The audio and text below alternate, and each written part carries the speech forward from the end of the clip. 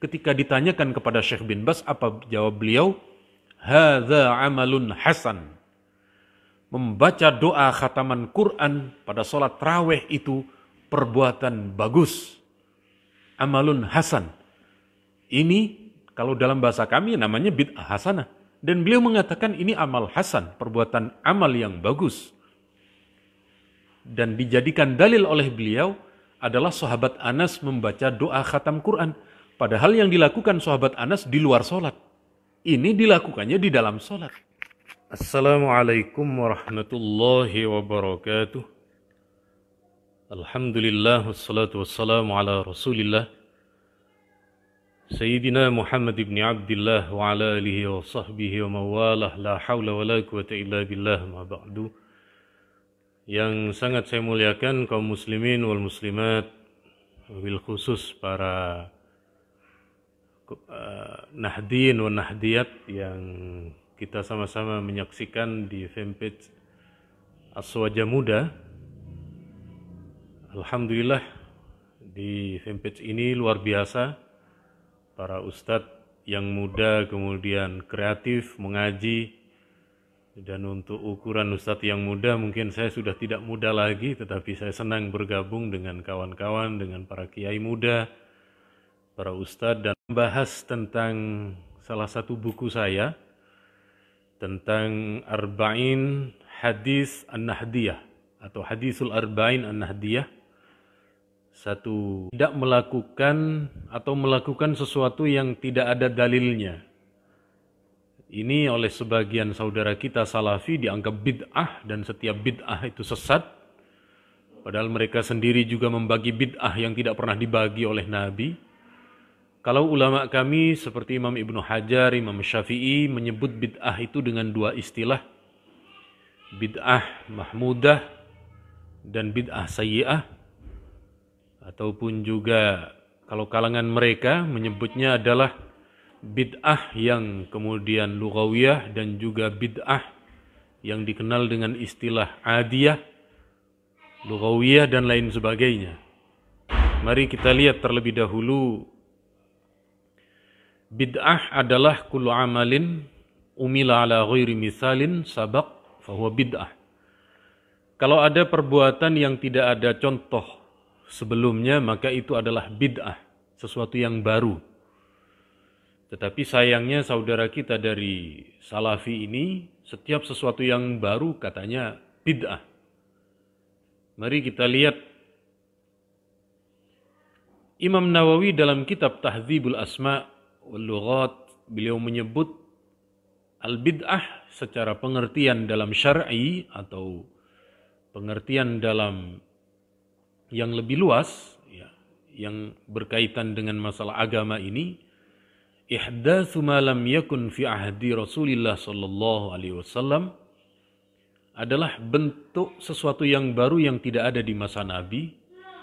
Karena tidak ada di masa Nabi, tidak kemudian serta-merta semua tercela, tidak. Tetapi kata beliau, wahiyya munqasimatun ila hasanatin wa qabihah.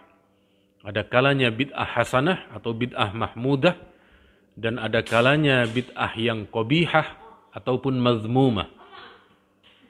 Mari kita lihat nanti beberapa dalil.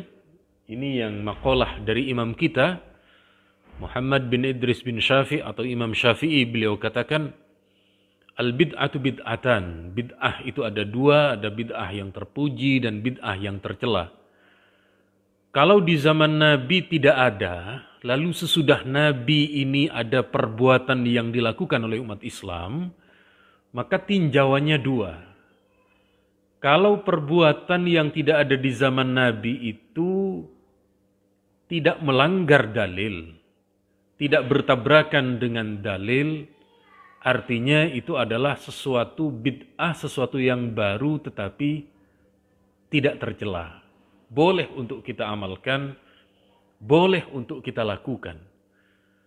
Kemudian kalau ada sesuatu yang baru pada hari ini dan tidak ada di zaman Nabi, tetapi bertentangan dengan dalil-dalil agama, bertolak belakang dengan argumen yang ada dibenarkan di dalam agama, maka itu bid'ah yang tercela. Ya, jadi sekali lagi, bukan berarti kita melegitimasi setiap bid'ah, tidak. Tetapi diukur kemudian dijadikan tolak ukurnya itu adalah dalil di dalam agama. Saya beri contoh adalah soal Maulid Nabi. Maulid Nabi di zaman Nabi tidak ada. Tetapi para ulama kita, misalnya Imam Ibnu Hajar, Imam Asyuti, dan lain sebagainya, Maulid Nabi itu memang tidak ada di zaman Nabi. Di zaman sahabat pun tidak ada. Tapi coba lihat, di dalam Maulid Nabi itu isinya apa? Isinya membaca solawat. Dilarang tidak baca solawat? Ternyata tidak dilarang. Di dalam Maulid itu yang ada adalah bersedekah. Siapa yang melarang sedekah? Sedekah itu bukan sesuatu yang tercela.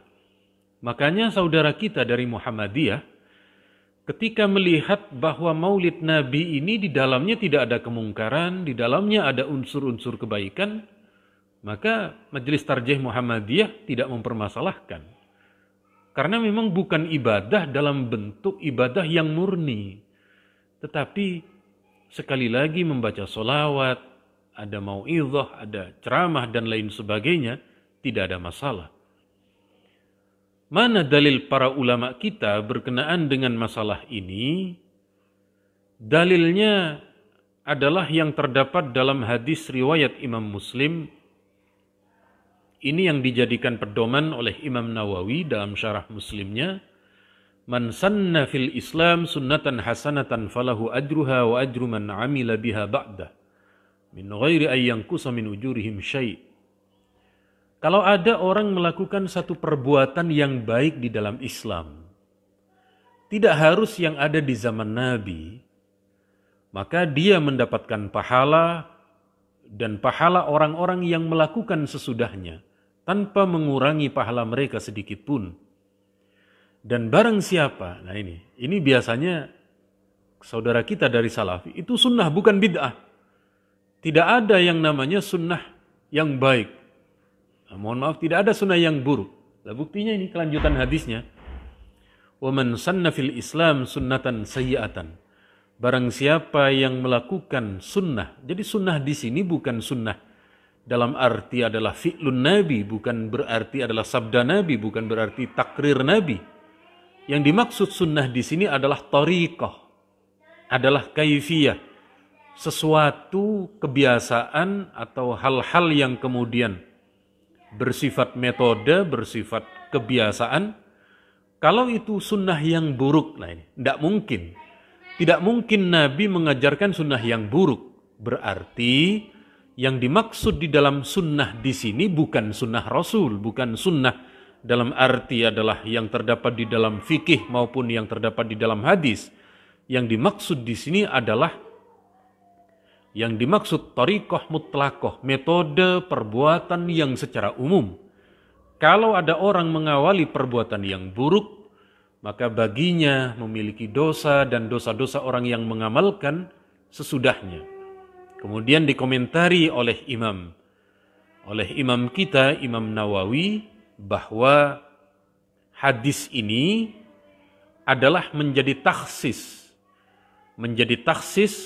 terhadap keumuman dari, ini kata beliau, wa fi hadzal hadis takhsisu qaulihi sallallahu alaihi wasallam kullu muhdatsatin bid'ah wa kullu bid'atin dhalalah, dan yang dimaksud dengan sabda Nabi bahwa setiap bid'ah itu adalah sesat, adalah sesuatu yang baru yang tidak memiliki dalil di dalam agama kita. Maka seperti Maulid Nabi, kemudian seperti istighosah, membaca Al-Quran di kuburan dan lain sebagainya, itu bukan sesuatu yang bid'ah, bukan sesuatu yang tercela, bukan sesuatu yang sesat, karena memiliki dalil.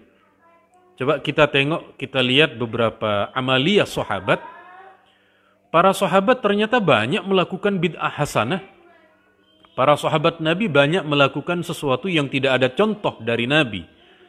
Kita beri contoh di sini adalah bagaimana Nabi ketika melakukan sholat malam, sholat witir, Sholat malamnya Nabi ini beliau melakukan sendiri, tetapi Ibnu Abbas bermakmum kepada Nabi.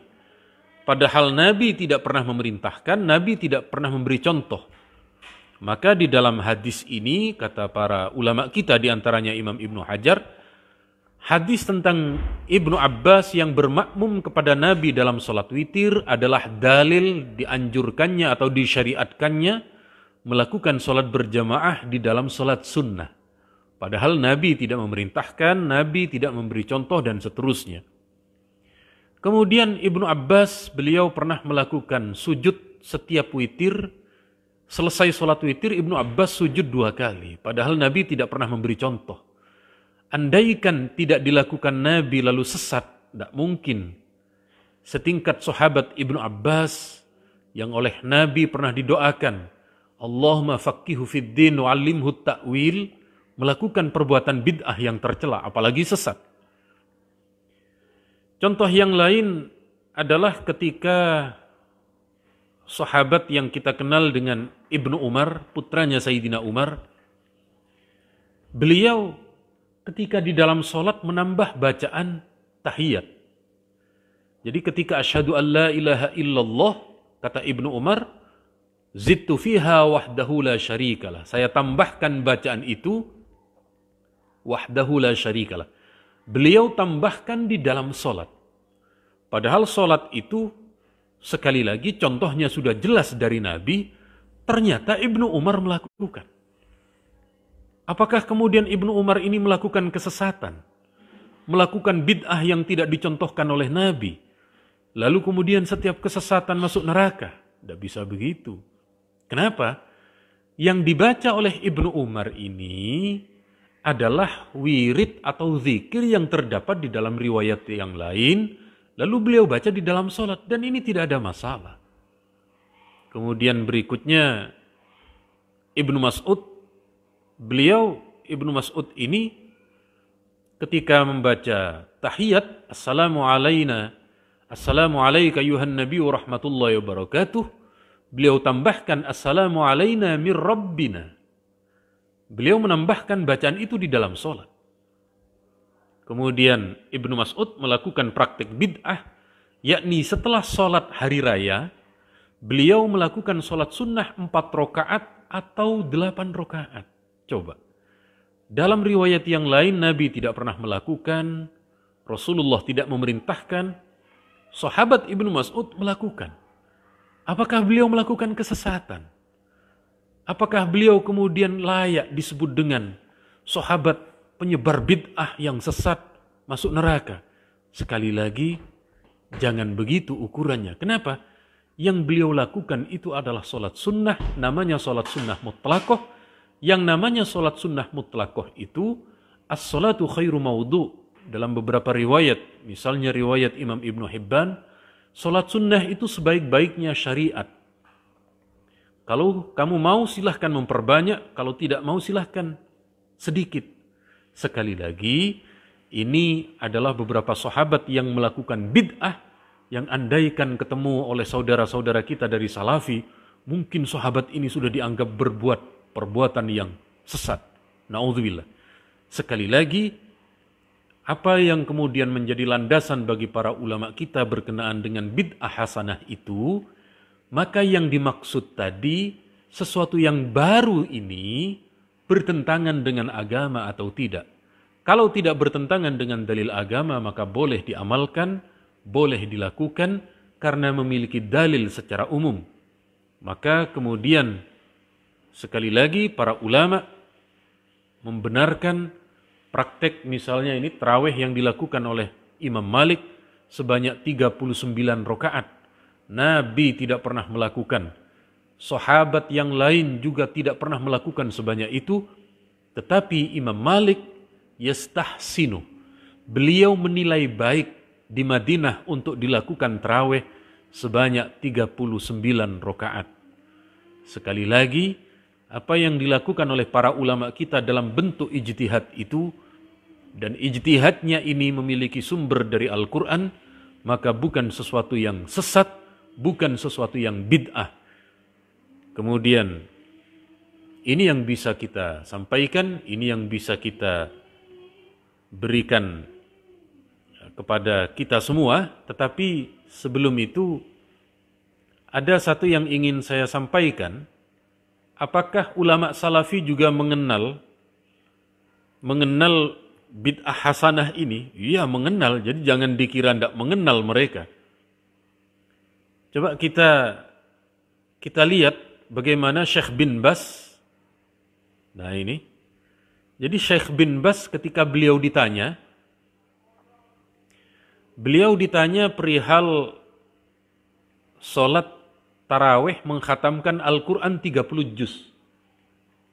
Jadi kata beliau, karena di Mekah itu satu malam 1 juz biasanya, sehingga pada malam terakhir itu dilakukan doa khatam Al-Quran di dalam sholat. Nabi tidak pernah melakukan, Nabi tidak memberi contoh, Nabi tidak memerintahkan, sahabat tidak ada yang melakukan semacam itu secara berjamaah, khataman itu. Ketika ditanyakan kepada Syekh bin Bas, apa jawab beliau? Hadza amalun hasan. Membaca doa khataman Quran pada sholat tarawih itu perbuatan bagus. Amalun hasan. Ini kalau dalam bahasa kami namanya bid'ah hasanah. Dan beliau mengatakan ini amal hasan, perbuatan amal yang bagus. Dan dijadikan dalil oleh beliau adalah sahabat Anas membaca doa khatam Quran. Padahal yang dilakukan sahabat Anas di luar sholat. Ini dilakukannya di dalam sholat. Maka sekali lagi, perihal perdebatan ini tidak pernah selesai. Cara menyelesaikannya satu cara. Apa itu? Anda legowo, Anda lapang dada menerima, oh saudara saya mengamalkan ini, silahkan. Saya mengamalkan ini, selesai sudah. Kuncinya berada di lapang dada, legowo, menerima perbedaan terhadap sesama muslim. Dari saya cukup sekian, mohon maaf yang tak terhingga. Wassalamualaikum warahmatullahi wabarakatuh.